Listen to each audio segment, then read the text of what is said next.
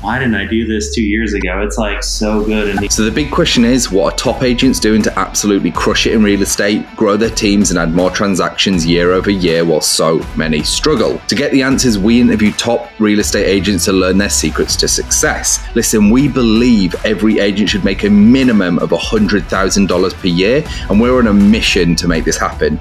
We've already helped over 100 agents achieve this with our coaching. So if you want to fast track your business growth, get to your first $100,000 in GCI or add another $100,000 in GCI using social strategies, then head over to go.eliteagentsecrets.com, or you can just click the link in the description below. Also, just make sure to follow us, hit that subscribe button, and if you get any value from this at all, please tell a friend and leave us a review. My name is Andrew Dunn. And my name is Peter Michael.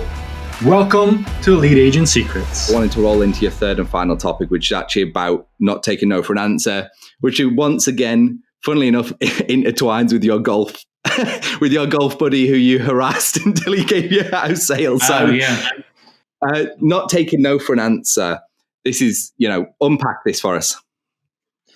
Not taking no for an answer, I feel like is a big thing for, buyers and sellers. People lie, it's not that they mean to lie. They just do. So even like when we run through a call log for like distressed property owners or motivated sellers, we'll call and, mostly my call log looks like this: F you, F you, F you. Did you see a for sale sign in my yard? This is so-and-so's cousin. Don't call me. So on and so forth. And then you'll have someone that says, yeah, actually we want to sell it. We're going through probate or whatever, same. And what happens is no one that I have bought a house from or sold a house for bought when I first called them and was like, oh yeah, we want to sell right now. How'd you know that?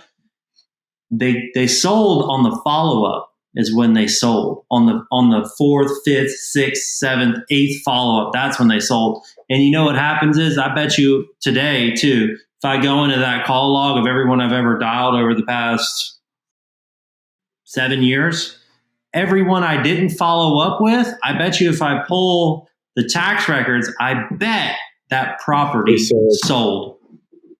And I'll be like, I should have followed up on that stupid thing that normal people, not freaks of nature like you and I, that think, I just forgot to call them, whatever, no big deal. It was $100,000, or 10 grand, and, my wife's like, oh, you forgot to call them, big deal. Like, no, just text them, I'm like, no, you don't understand. They just sold that deal and this guy's building a house on it. He's making $150,000 right now because I didn't follow up and take 3 seconds of my life to see how they were doing, So it's just, just being on it. And, even if people say that, oh, we're not interested in selling, one day you're going to catch them and they are going to be interested in selling, So it's just all in the follow-up and just not. Do you have like a systemized way of following up? Because you said it takes 3 seconds. So like, do you follow up like every so often, X amount of calls?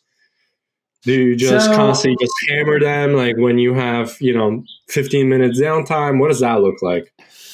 I try to get some calls in every morning just to kind of get it flowing, or like between like 5 and 8 when people are off work. But it depends on what it is. Is it like someone that I'm trying to get a $2 million listing from, or is it someone that has like a duplex downtown that's fallen over and, we want to buy it and renovate it?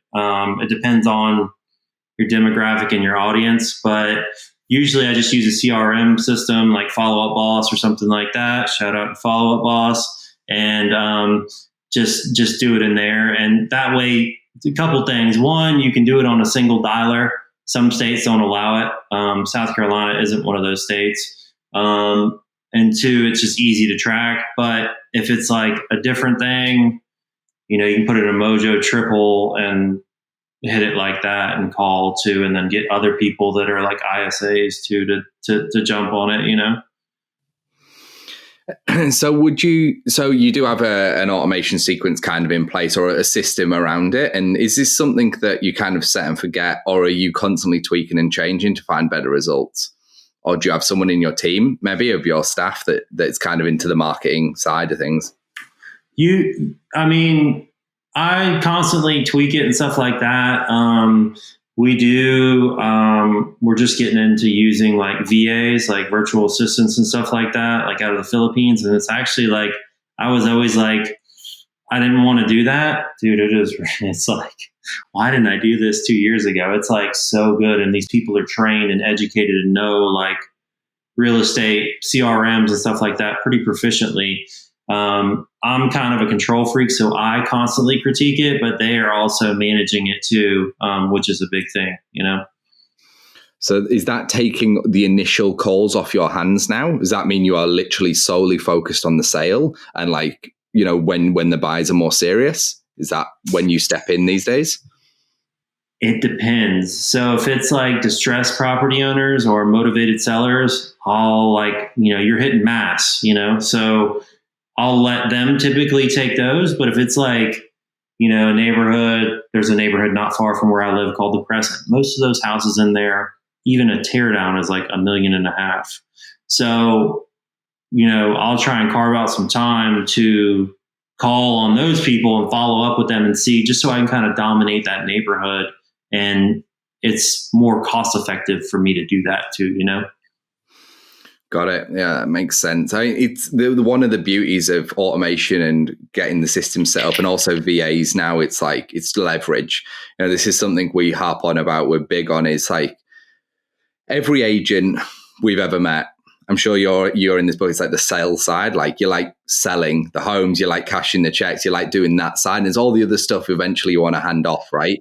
And having systems and VAs doing those initial calls is just building leverage. Now, all of a sudden, you've got, say, 3 hours a day back. And it's like, well, how many more homes could you sell in a month, having an extra, 30 hours a month now to sell homes in? And that's when it gets scary. Like the rules that we've come across is basically every 30 deals per year an agent can do when they hire someone else, whether it's a VA to take leads, a TC, an admin or whatever, they can do about another 25-ish deals on top of that. So it's like you and one person go from, say, like 30 to like 50, 55 deals. And it's like, holy shit, this is how you start making like big bread numbers.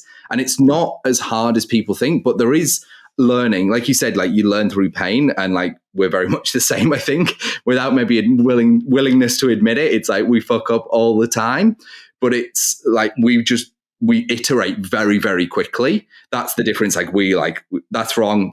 Try this. Try this. That works. Okay, let's do this next. And VAs and ISAs was a big pivotal thing for us as well, because when we started implementing that, we just felt that we could do so much more with our time.